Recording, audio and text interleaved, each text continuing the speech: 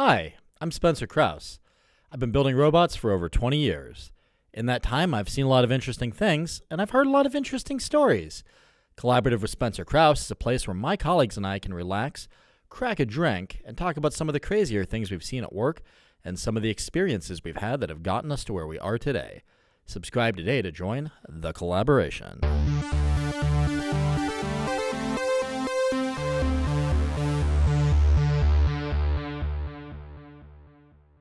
Welcome to the Collaborative Podcast. I'm your host, Spencer Krause. Our guest today is Kerry Siggins. Kerry is the President and CEO of Stoneage Tools. Kerry, welcome to the pod. I'm so glad to be here. I've been looking forward to this conversation for a while. Me too. It's been months we've had this on the calendar, so I'm excited we're finally doing it. Should be pretty good, right? Yes. So we met a while ago in the context of work. Your company does like hydroblasting equipment, right? Yeah, we do. We sell high pressure water jetting tooling and equipment. So basically high tech squirt guns on steroids.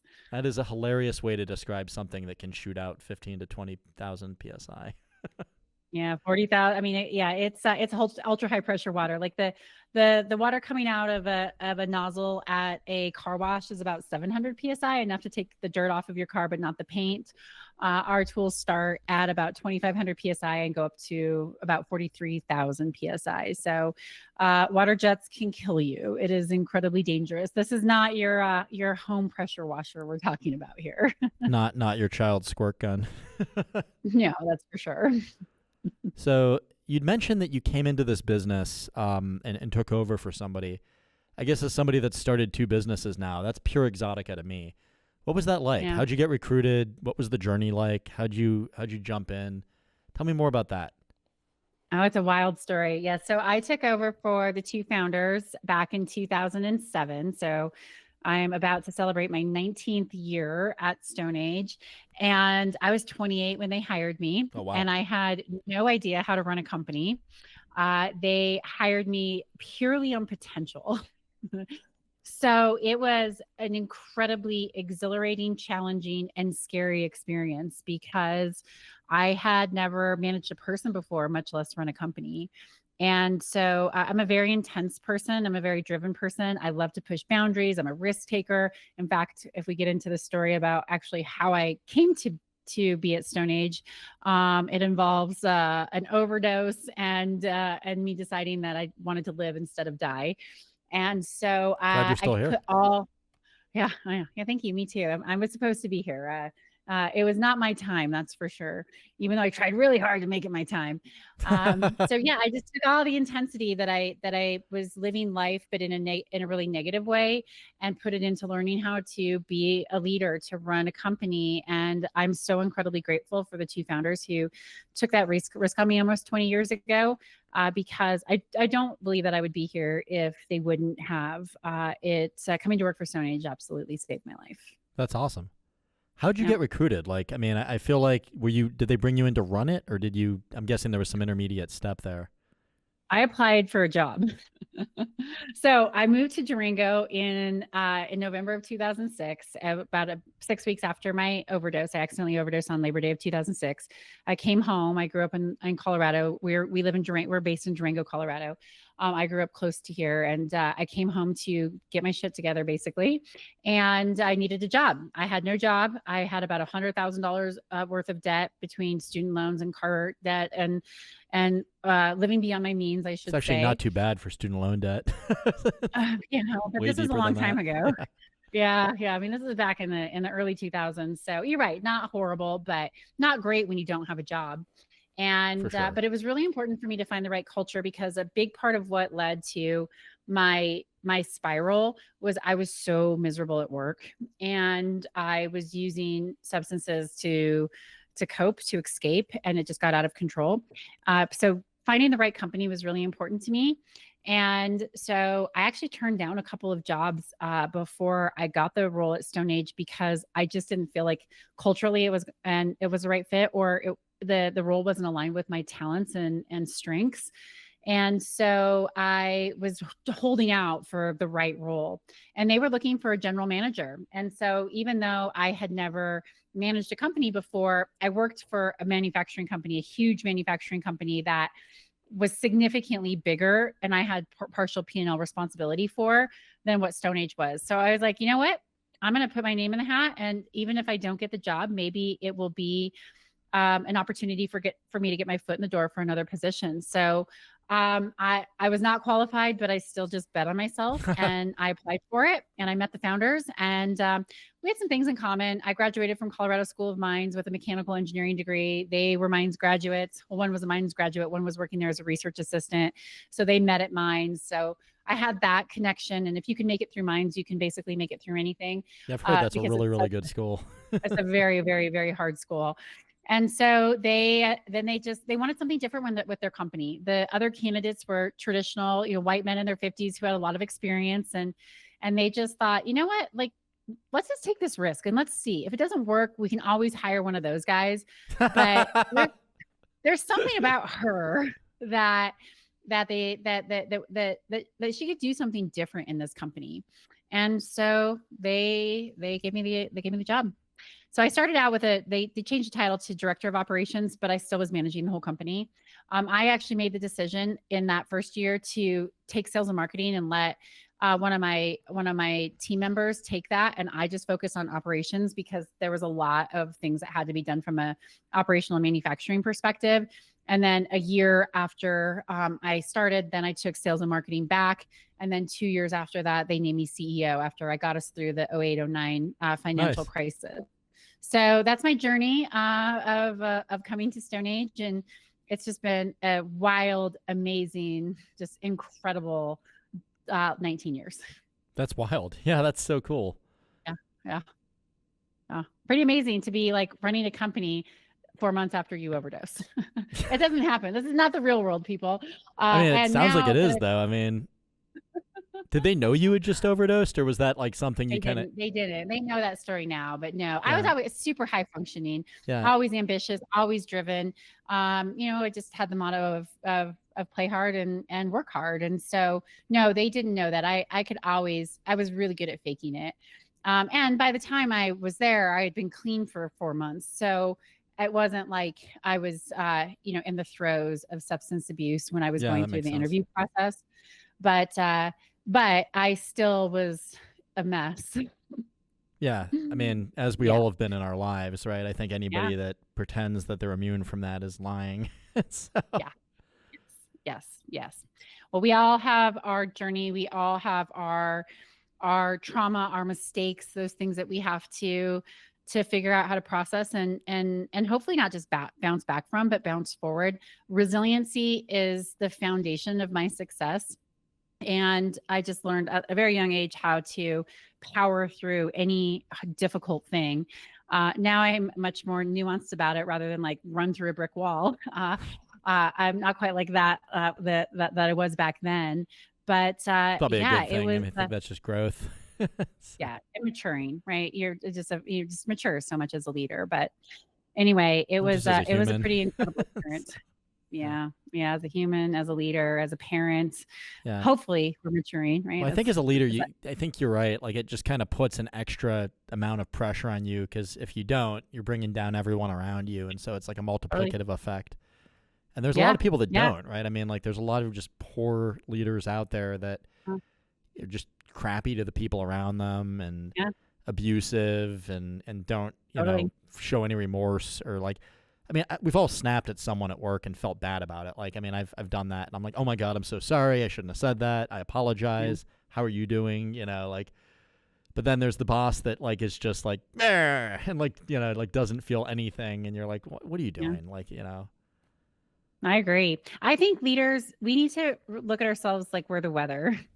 And so when we're stormy and lightning and thunder and raining, everybody else experiences it like that. But when you bring sunshine and joy and a cool breeze and everybody's like, oh, it's so beautiful, you can make the experience so much better. And so we set the tone as leaders. And so if we're not constantly evolving and if we're not dealing with our baggage and understanding, how we impact others and really be accountable for how we're showing up, we can be that negative storm cloud and really create a negative experience for everybody around us. Did you know that Collaborative with Spencer Krause now has a merch store? Please go to cwskmerch.com for the latest in CWSK styles. We've got hoodies, t-shirts, hell, we've even got whiskey glasses. Everything in the store has custom art that our team worked really, really hard on, so go ahead and show your support for them, me, and the rest of the CWSK team by going to cwskmerch.com today. Better yet, support yourself and use discount code PODCAST10, all one word, all uppercase, for 10% off your entire order. Thanks for your support and enjoy the rest of the show. Collaborative with Spencer Krause is sponsored by SKA Robotics. If you're in the market for elite field robotics expertise, please consider hiring SKA Robotics. They sponsor this podcast and solve some of the toughest engineering problems in the world. SKA Robotics can be found at skarobotics.com. I also admire that you're like just able to talk about like past trauma like as freely as you are. Like, I don't know, like a lot of people wouldn't bring up like an OD on like a, business podcast. I'm like, all right, fuck, I respect this person. I'm glad I like to consider myself transparent, and I'm like, I think I've met my match here. I'm a super Well, let me say this. I was embarrassed about it for a long time and I didn't talk about it. And I had a team building session with my team and we were working on vulnerability, and it just felt like it was the right time to tell my team what had happened. And what it did was open up so much deeper conversation. Other people started to get more vulnerable rather than the surface level, kind of stuff that we were dealing with. And I realized that we want to connect on our shared experiences. And when we can talk about how we've overcome the hardships in our lives, we build deeper connections with people. And so that was my first experience. And I'm glad it was really positive, because I was so afraid people were going to judge me, like, how could we work for a CEO who was a drug addict? And so, it wasn't easy. But now I share my story. I share my story on stage. I speak. I wrote a book, and really owning everything in your life.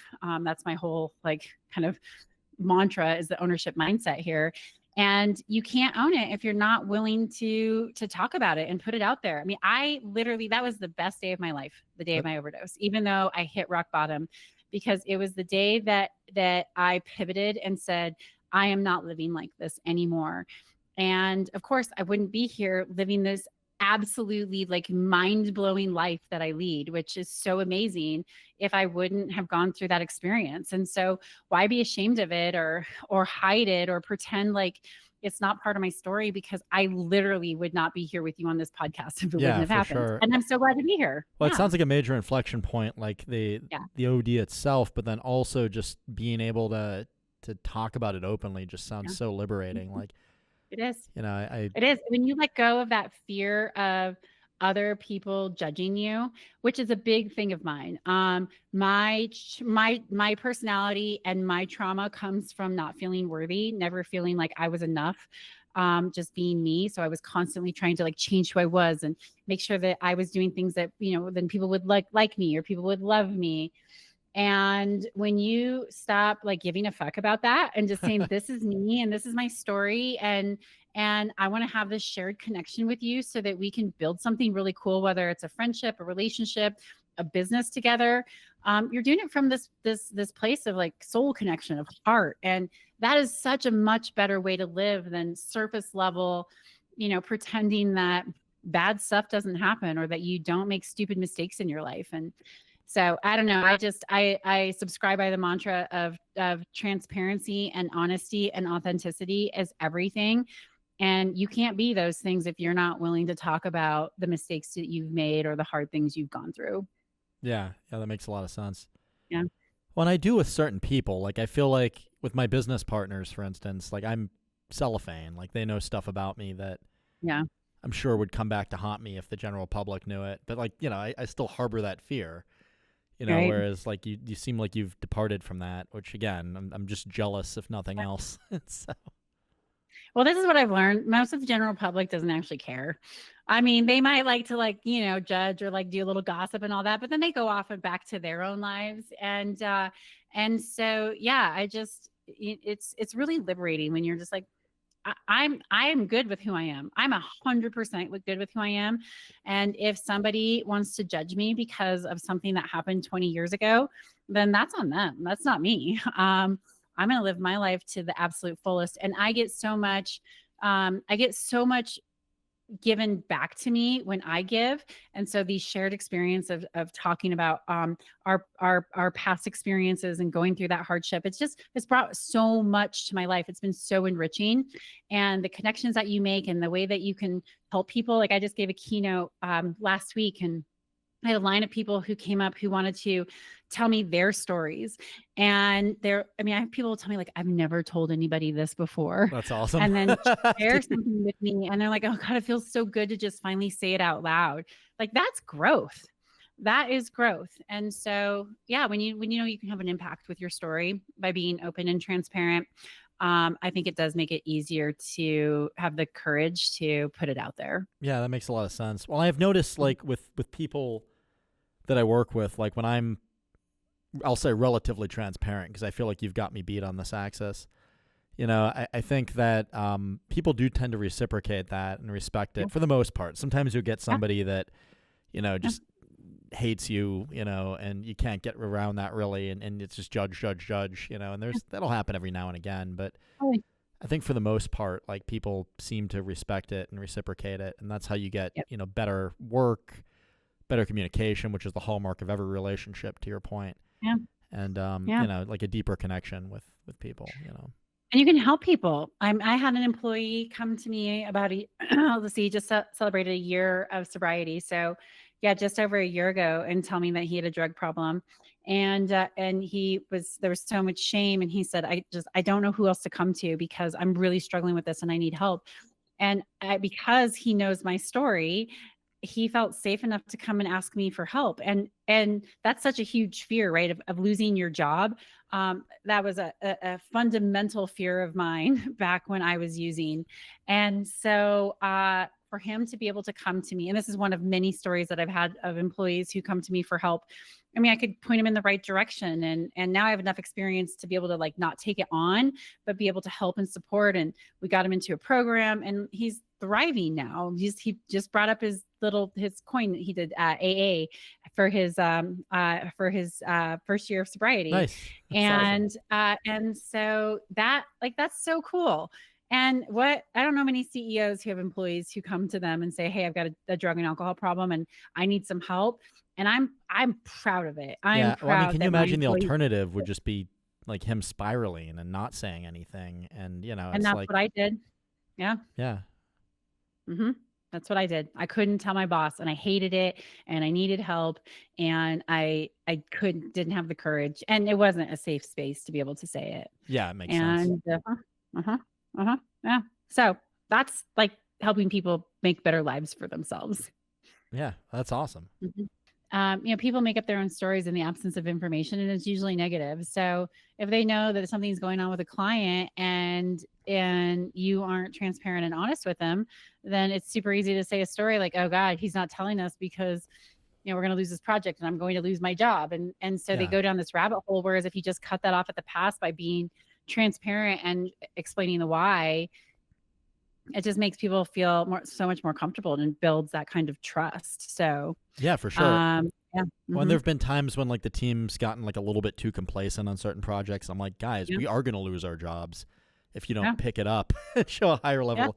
It doesn't happen really that much, but like I had that happen maybe like 5 years ago, and I'm like, we gotta step up here or we're going to lose our jobs. Like all of us, like me too, you know, and like, I know I can count on you guys, but like, come on, like we need to rise to the occasion, and people seem to respect that.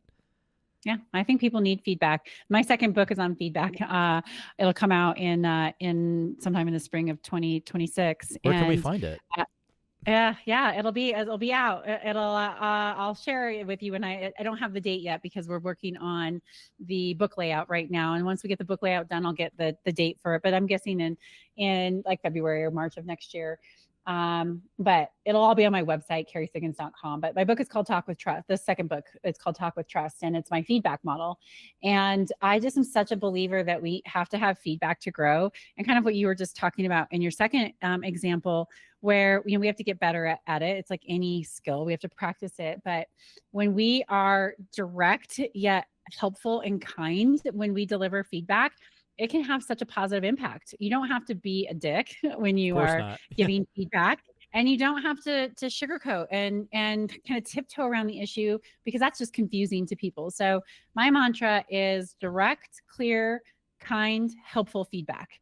And that just makes it so much easier when you're like, I'm saying this to help you. And it might not be easy to hear, but this is 100% coming from a place to help you. So I'm going to be very direct, very clear, give you specific examples.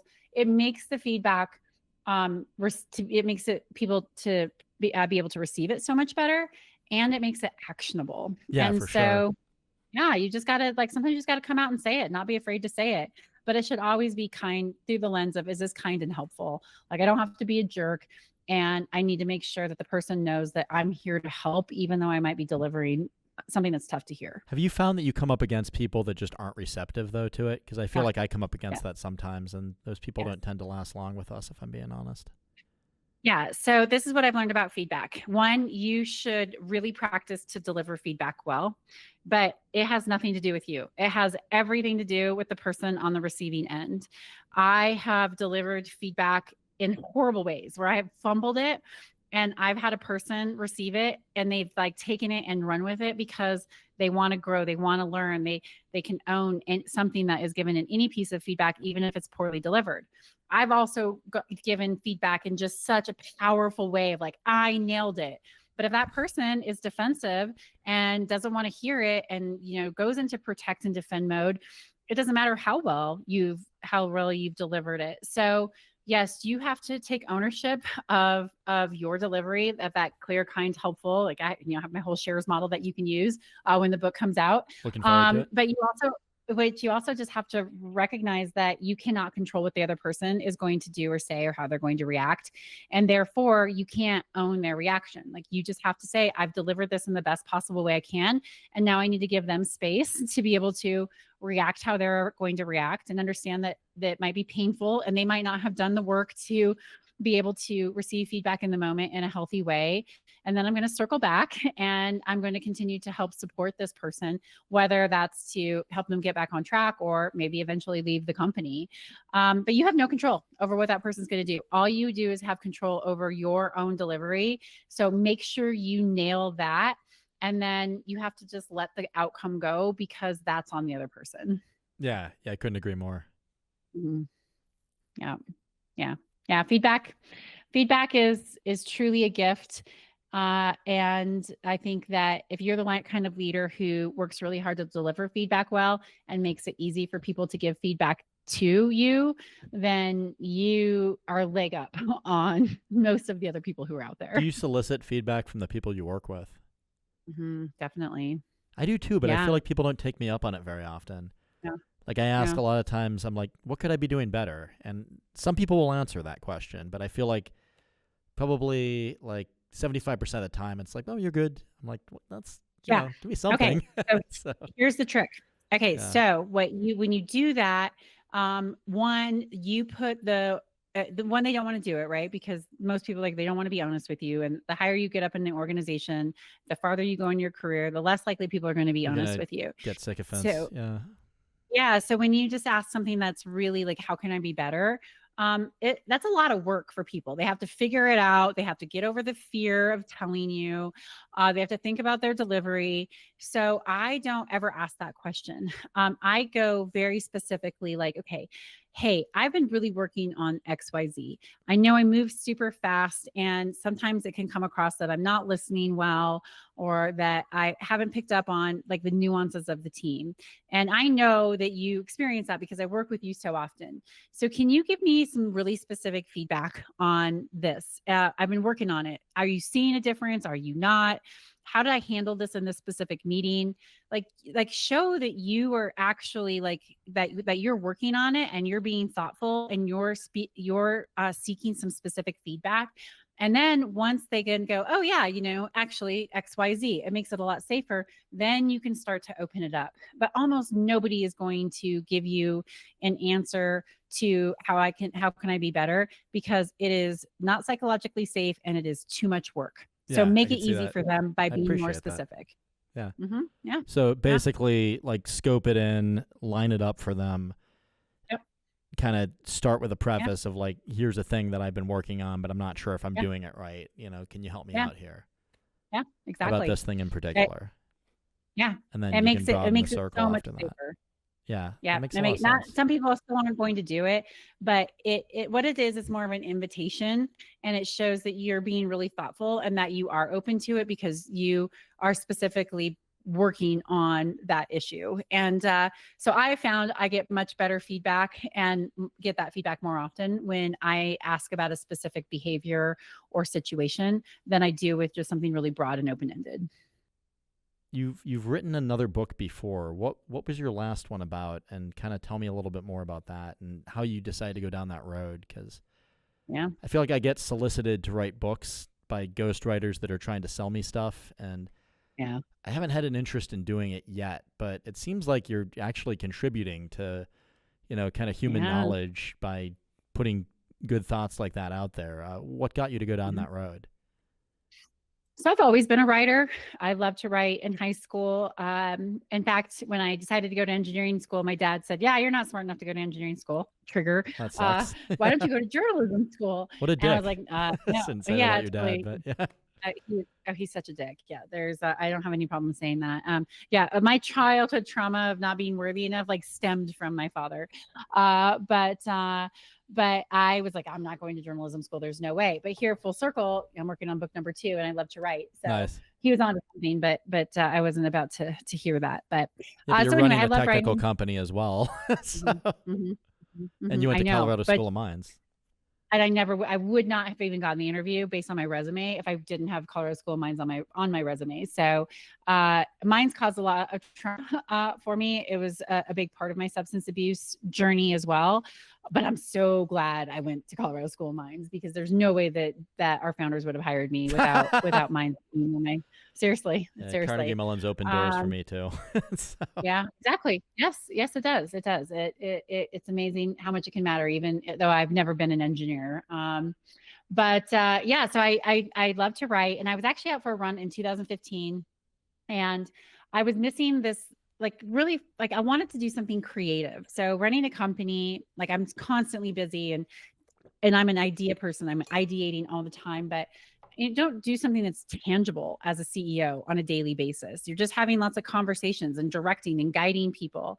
And so that's why I love to cook, is that every day I could come home and do something tangible that was creative. So I was out for a run, and I was thinking about, how do I bring more creativity into my life, and how do I make a bigger impact? And I love to speak. I did my first keynote speech in front of 600 people when I was a junior in college. At the last minute, I was How'd you get that gig as a junior in college? Yeah, well, the keynote speaker canceled at the last minute for the Colorado State High School Softball Association, their big state banquet. And so it was all the girls who made All-State. And my coach at Mines was on the board. And he said, "Hey, you have this amazing story of how you got a softball scholarship." I had a full ride softball scholarship to School of Mines. He said, "Will you be the keynote speaker? Just come up there and tell your story about how you got in trouble in high school, and you got your act together, and you decided you want to go to Mines, and you reached out to the coach, and you made it happen. I think it'll be really inspiring." And so I said yes, even though I had never been on stage before. And I had a line of girls, hundreds of girls, that wanted to come up and share their story with me and about where they wanted to go to school. And I was like, oh my God, this is amazing. And so I knew that I wanted to do something with speaking and writing. And so in 2015, I had this, I'm going to start a blog, and I need to practice if I want to get back into writing. And I really need to refine my style and my ideas. And so I came home from my run, and I built my first blogging website on Weebly, drop and drag website. And nice. I started blogging. And then I got picked up by a couple of magazines. And then in COVID, I wasn't traveling, and it just seemed and I started doing more speaking, and said, you know what, I'm going to write my book now. And so my book is called The Ownership Mindset, a handbook for transforming your life and leadership. And it's all about my journey to Stoneage. It's about employee ownership. So Stoneage is an employee owned company. We bought out our founders through what's called an ESOP, an employee stock ownership plan. So we have this whole own it culture at Stoneage.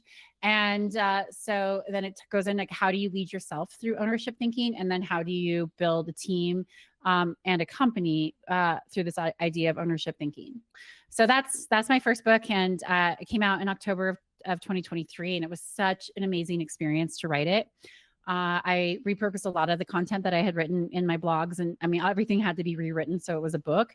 But it's literally like you can go to a chapter and be like, I'm struggling with this, and go in. It has actionable, it's truly a handbook. It has actionable tips and stories on how you might consider dealing with that situation. That's pretty sweet. So yeah, it's been awesome. It's been such a success, and it's made such a big impact. And so I said I'm going to write book number 2. I'll have to give that a and read.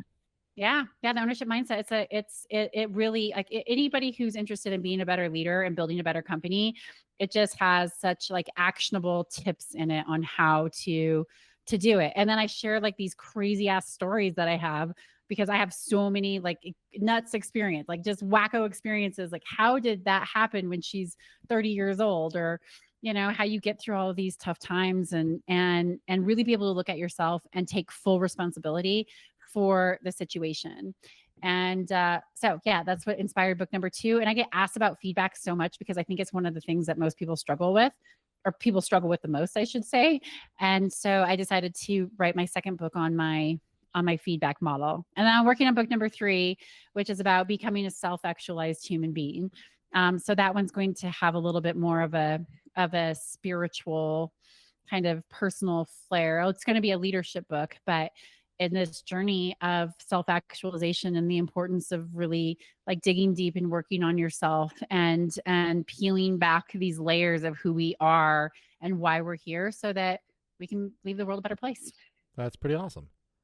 We should do something that gets us outside of our comfort zone and teaches us new skills. You know, every year is part of our lives. I try to do something that scares me a little bit every day. It doesn't happen every day, but I'm all about learning new things. And then some things stick and some things don't, and that's okay. I'm totally willing to try something on and be like, yep, that works for me. It worked for me for a while. It doesn't work for me anymore. I'm a big believer that the very best life is one that is psychologically rich. And a psychologically rich life comes from experiencing life. And so I forego being content and feeling safe for experiences. And so that's why I'm just so willing to try different things. I like that. I live a psychologically rich life. You gotta put yourself out there and try new things. And if it sticks, it sticks. If it doesn't, it doesn't. I had a great choose experience. Discomfort. Always. Yeah. When you choose discomfort and get outside of your comfort zone, you expand your competency zone.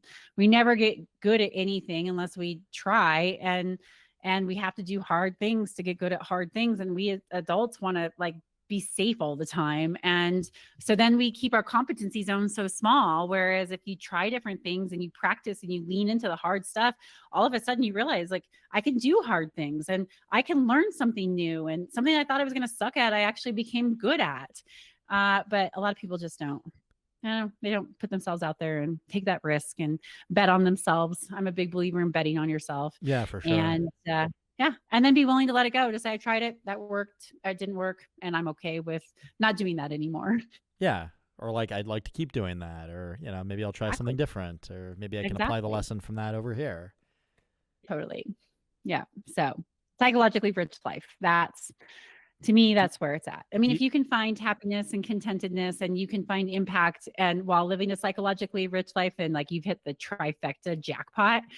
And I feel like that's where I'm at in my life right now. That hasn't been always where I've been, but I've always been committed to experiencing life to its fullest, even if it like is painful and brings you to an overdose on the floor of your apartment in Austin, Texas. As happens. Do you think that that people can sort of be like led to that conclusion, or do you think you just have to find it from within, you know, like that? I think it's both. I think that it starts from within with a curiosity about life, but I have experienced so much more because I have been willing to meet people who teach me things. And that could be unsavory people. I was just having a conversation. I'm the least judgmental person on the planet. I do not judge because I have been there and I understand that, that fucked up adults come from fucked up kids. And like a lot of those, like they don't have, like if they don't have someone helping them and teaching them and supporting them, you don't evolve out of that. And so it's not an excuse. It's not a way to say that there's no accountability or justice that's deserved, but it is a way to be able to say, I'm not going to judge because I have never been in that person's shoes. And so I've met some really, really amazing people who maybe have done unsavory things, who aren't necessarily considered to be good people, that I've learned an amazing amount from, or have had some wild experiences that have like expanded my consciousness. And so I'm totally willing to meet new people. I'll give you an example. So I just went to Vegas. I am recently divorced and I'm doing all the things that I wanted to do when I was married, but just, didn't have the opportunity or didn't feel like I could do it. So I really wanted to go. I love house music. So I wanted to go see Sophie Tucker and Dom Dalla, and they were playing at the same weekend in Vegas. Oh, cool. And so I was like, I'm going to Vegas. I'm going to go dance for the weekend. And so I met two of my friends from Boulder in Vegas. And I'm on the flight from Durango to Denver, and it's delayed. And I'm global services. I fly so much on United. And so I had to change terminals. So they have a car waiting for me to drive me to the next terminal, which is amazing. Like, it's so nice to be able to like not have to sprint through the airport. And there was this guy who was standing there next to me. We had to gate check our bags because it's a super small airplane. Yeah, it happens. And he said, yeah, I'm going to miss my flight. I got to get to A28. And I said, A28, are you going to Vegas? And he was like, I am. I said, oh, you just want to go with me in my car? I'm going to Vegas too. Like, you just hop in and they'll drive us on the tarmac to the other flight. And he's like, what? Like, how this happens? Well, yeah. If you fly enough and you spend enough money with United, they give you perks. So we get in the car that drives us, they take us up the back stairs, we board the plane and we don't have to run through the airport. And he happens to like be sitting like not like right next to me, but close. And so we have a little bit of a conversation. He helps me with my bag because I hurt my wrist mountain biking and I couldn't lift my bag up in the bin. He gets off. He's like, hey, I would love to buy you a coffee for the ride. And I was like, yeah, sure. So we went to line at Starbucks, and we happened to be staying at hotels like right next to each other. I was like, do you want to share an Uber? And yeah, that's fine. Okay, great. So anyway, we started having this like he just has like this great energy, this really cool person. He's from Romania and he lives in Durango, and this amazing story. And so I was like, hey, do you want to go? Like, my friends and I have a table at Sophie Tucker, and I don't drink, but we have bottle service because we wanted to get a table. So after you're done with your blackjack tournament, like if you want to come and meet us and dance to Sophie Tucker, you're more than welcome. And he was like, really? And I'm like, yeah, like I really like your energy, and I don't drink, so I'm maybe drinking water, so I'm not worried that you're gonna like roofie me or anything. So yeah, like you live in Durango, like if you want it, like how random is that? So he comes, Sophie Tucker, winds up having like the night of his life because he's never danced before. He's always been too self-conscious to dance. Oh, and nice. He danced and danced. And he wants to do employee ownership and ESOP. And my really good friend is big in the ESOP world. So they start talking, and my other friend does EOS, and he's like, I'm implementing EOS. So like now he's going to like be a consultant in his business. And so the next night I was like, hey, we're going to dinner at Nobu and going to Dom Dalla. You want to go? And he's like, yes. And I'm going to buy the table this night because of the generosity that you guys had. And so we wound up, he dances and he's doing this whole thing. And he sent me this video, and he was like, he was telling his team, he runs a company here in Durango. And he said, this experience changed my life because this woman who has no idea who I am read my energy and said, hey, do you want you want to go have this experience? Now, this is also dangerous. I want to say I'm far. I know, I like know, right? I mean, I've lived, so I wasn't too worried about it, and I was safe. I'm with a bunch of my guy friends in Vegas, and he had this most life-changing experience. And my two friends, like they're doing business together now. And it was just, he added so much fun to the experience. And yeah, so it sounds I like you just met a good dude. I did. I trusted my experience. And my two friends that I went with, they're this gay couple, and they're like, Kerry, like, do we need to be worried about you like inviting some random guy? Like, it's not some random guy. Like, live in this super small town. And no, it's cool. We shared a car ride together on the tarmac. He's good. Yeah, totally. Like, we're good. Like we Ubered together, and he like lifted my bag up for me. It's all good. anyway, like just the interconnections that had from this experience, and he enriched my my trip. We had so much fun, and being hanging out with us opened his world to this, like, you know, he's like just mind blowing of like, oh my God, I've never had this kind of experience or met these kinds of people. And so the ripple effect is just, it's amazing. And so many people would be scared to have that conversation or be like, I'm not letting some stranger, you know, ride in the United car with me down the tarmac. And here I'm going to have a lifelong friend. And I help my other friends in their business. And it was a really cool experience. And so that's why I say, like, other people are part of your journey. This is a very long story to answer your question or to get No, into it's all that, good. but I appreciate the you know, yeah, stories. These are fun.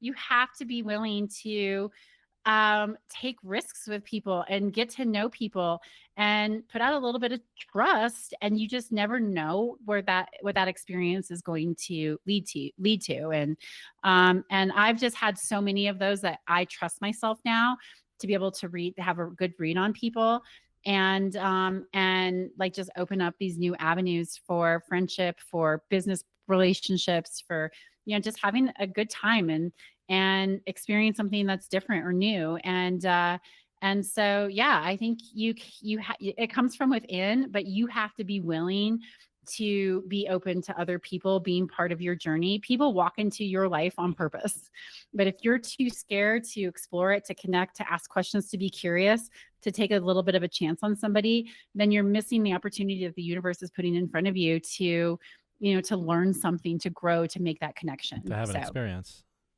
Yeah, totally.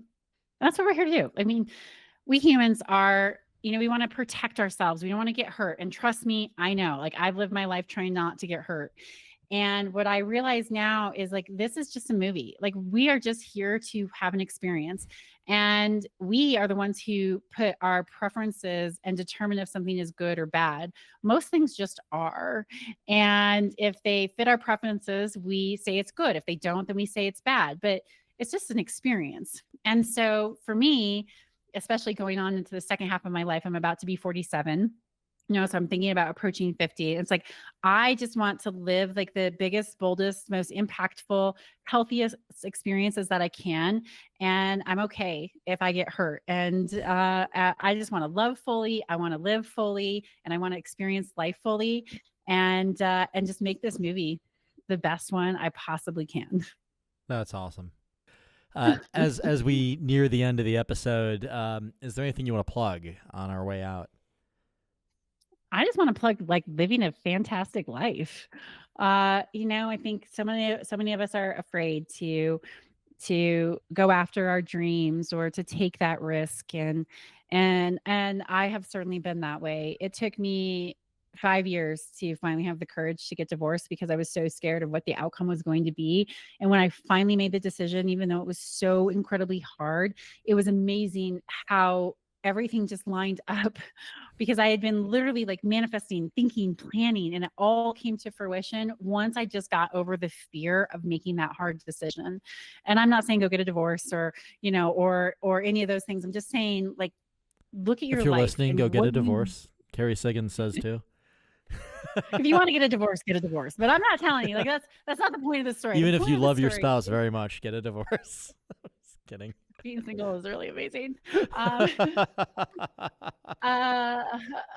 no, but yeah, just there's, you know, we hold back because we're afraid of the unknown. And the reality is that we never know what tomorrow is going to bring. We don't know what this next minute's going to bring.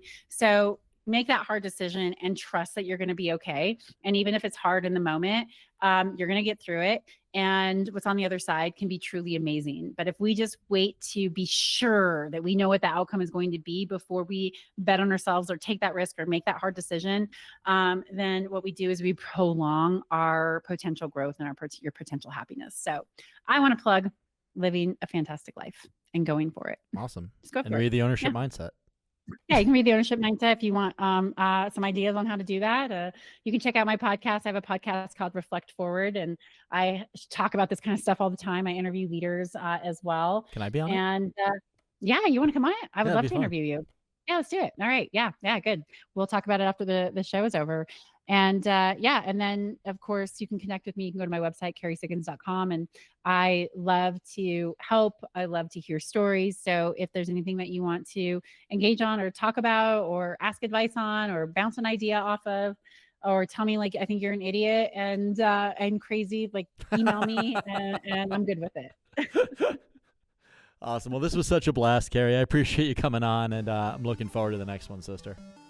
Me too. Me too. Thanks for having me. Thanks for joining us today. If you've made it this far, chances are you'll like other episodes too. Collaborative with Spencer Krause can be found on YouTube, Google Podcasts, Spotify, Apple Podcasts, Pocket Casts, and Radio Public. Subscribe today to get notified when the latest episodes release and support the channel. Have an idea for a guest I should interview? Hop in the comments and let me know who that is. I'm always looking for new people to talk to, and chances are you know folks that I don't yet. Thanks for coming in, and I'll see you on the next one. Collaborative with Spencer Krause is sponsored by SKA Robotics. If you're in the market for elite field robotics expertise, please consider hiring SKA Robotics. They sponsor this podcast and solve some of the toughest engineering problems in the world. SKA Robotics can be found at skarobotics.com.